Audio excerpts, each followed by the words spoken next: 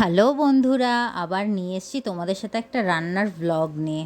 দেখতে পাচ্ছ, বুঝতে পারছো না না কি? তোমাদের সাথে সেটাই তো শেয়ার করতে চলে এলাম। তো হ্যালো বন্ধুরা, ওয়েলকাম টু মাই চ্যানেল বংওয়াই ভ্লগস। তাহলে চলো রান্নাটা শুরু করে দিই। তার জন্য নিয়ে নিয়েছি 300 গ্রাম মতো চিকেনটা কিন্তু ব্রেস্ট পিস নিতে হবে, তাহলেই কিন্তু এই রান্নার আসল স্বাদটা পাওয়া যাবে। তো তারপরে কড়াইতে দিয়ে দিয়েছি জল, ফ্লেমটাকেও অন করে নিয়েছি। এইবারে কি করব, চিকেনটাকে দিয়ে দেবো স্টিম হতে। আর তার সাথে কিন্তু অবশ্যই আরেকটা জিনিস অ্যাড করতে হবে, সেটা হচ্ছে নুন। স্বাদ মতো নুন অ্যাড করে দেবে। তারপরে এটাকে স্টিম হতে মোটামুটি 10 মিনিটস 5 to 10 মিনিটস তো টাইম লাগবেই। তো তার জন্য একটা মশলা রেডি করে নেব। দিয়ে দেবো ধনে গুঁড়ো একটা বাটির মধ্যে, তারপরে এর হাফ দেবে জিরে গুঁড়ো, তার সাথে দিয়ে দেবো হলুদ, তার সাথে দিয়ে দেবো হচ্ছে লবণ। লবণটা কিন্তু স্বাদ বুঝে দেবে, যতটা কোয়ান্টিটি সেই বুঝে দেবে। তার সাথে দিয়ে দেবো কাশ্মীরি মির্চ, আমি এখানে লাল লঙ্কা গুঁড়ো ইউজ করিনি। এবার দেখে নাও যে স্টিম হয়ে যাওয়ার পরে কীরকম দেখতে লাগে। তোমরা সবাই জানোই মাংস সিদ্ধ আর এমন কি বড় ব্যাপার। তো মাংসটাকে সিদ্ধ করে নিয়ে নিয়েছি। আর স্টকটা তো অবশ্যই রাখতে হবে, কারণ এই রান্নায় কিন্তু জল ইউজ করা যাবে না, এটাতে স্টকটাই ইউজ করতে হবে। তারপর আমি আমার বরকে ফোনটা দিয়ে দিয়েছিলাম একটু রেকর্ড করার জন্য। কেন? এই যে মাংসটাকে দেখতেই পাচ্ছ, একটু হাড্ডি ছিঁড়ে ছিঁড়ে শ্রেড করে নিচ্ছি, কারণ এটাতে শ্রেডেড চিকেনই লাগবে আমার। এবার নিশ্চয়ই একটু একটু আন্দাজ করতে পেরেছো কি রান্না। তাহলে চলো কী কী উপকরণ দেখে নাও। মশলাটাকে ভালো করে জল দিয়ে গুলে রেখেছি, এখানে আদা রসুন আর টমেটো পেস্ট করে রেখেছি।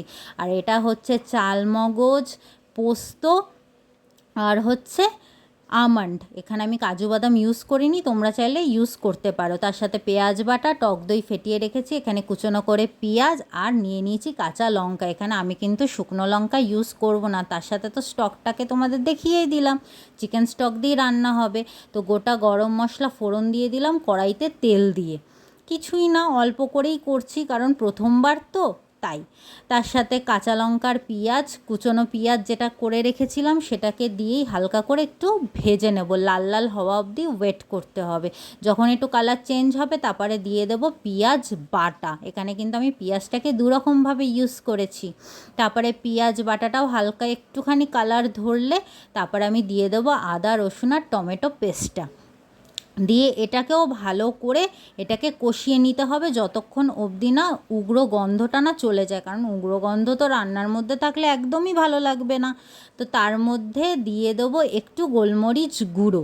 আমি এখানে গোটা গোলমরিচটাকে গুঁড়ো করে নিই, পাউডার ছিল তাই দিয়ে দিয়েছি। তারপরে দিয়ে দেবো মশলাগুলো, যেই মশলাটা গুলে রেখেছিলাম। তারপরে এটা দিয়ে ভালো করে কষিয়ে নেব তেল ছাড়া অবধি। আর ফ্লেমটাকে কিন্তু লো টু মিডিয়ামে রাখতে হবে, না হলে কিন্তু পুড়ে যাবে মশলাটা। তারপরে দিয়ে দেবো একটু গরম মশলা গুঁড়ো, দিয়ে ভালো করে কষিয়ে নিতে হবে ওই মিডিয়াম হিটে রেখে। তারপরে শ্রেডেড করা চিকেনগুলো দিয়ে দিলাম, চিকেনগুলো দিয়েও ভালো করে মশলার সাথে কষিয়ে নেব, যাতে চিকেনের মধ্যে মশলার ফ্লেভারগুলো ঢোকে। আর তার সাথে দিয়ে দেবো হালকা একটু চিকেন স্টক, কারণ একটু শুকনো শুকনো হয়ে গেছিলো, তাই আমি চিকেন স্টকটাকেই ইউজ করছি। দিয়ে ভালো করে কষিয়ে নিয়ে তারপরে দিয়ে দেবো টক দই। এটা কিন্তু নুন দিয়ে ফেটিয়ে রেখেছিলাম। আর এটাকে কিন্তু লো ফ্লেমে কষাবে, না হলে কিন্তু দই ফেটে যাবে, একদমই খেতে ভালো লাগবে না, পুরো ছানা ছানা ছানা ছানা লাগবে। তার সাথে দিয়ে দিচ্ছি একটু চিনি, এখানে একটু চিটিং করেছি, কারণটা হচ্ছে টমেটো আর টক দই এত টক, তো তাই একটু চিনিটা দিতেই হতো। তারপরে পরিমাণ মতো স্টকটাকেও দিয়ে দিলাম, আমি যতটা গ্রেভি রাখবো সেই অনুযায়ী দিয়েছি। তারপর একটু ফুটে এলে দিয়ে দেবো ওই চালমগজ, পোস্ত আর আমন্ড বাটাটা। তারপরে দিয়ে এটাকে ভালো করে আরও ভালো করে কষিয়ে নেবো। আর ফ্লেমটাকে এখন কিন্তু একদম হাইতে করে দিতে হবে। করে দিয়ে তারপরে এটাকে ভালো করে কষিয়ে নিয়ে দেখো হাতের মধ্যে নিয়ে নিয়েছি কসুরি মেথি। এখানে কসুরি মেথিরই কিন্তু খেলা। কসুরি মেথিটাকে ভালো করে হাতে ক্রাশ করে নিয়ে তারপরে দিয়ে দিলাম ওই কড়াইতে। তারপরে এটাকে ভালো করে আরও সুন্দর করে কষিয়ে নিতে হবে, বেশিক্ষণ না, কিন্তু 2 থেকে 3 মিনিট। না হলে কিন্তু কসুরি মেথির জন্য কি হবে না, একদম তেতো তেতো হয়ে যাবে, তাই বেশিক্ষণ এটাকে নাড়ানো যাবে না। আর ফ্লেমটাকে করে দেবে একদম লোতে দিয়ে ভালো করে এটাকে ভালো করে কষিয়ে নিতে হবে। আর দেখতেই পেলে তো কি লোভনীয় লাগছে। ফার্স্টবার করেছি বলে নয়, কিন্তু প্রথমবারে কিন্তু একেবারে কিস্তি মাত করে দিয়েছি, সবাইকে খাইয়ে একেবারে চোখে তাক লাগিয়ে দিয়েছি। ভিডিওটা ভালো লাগলে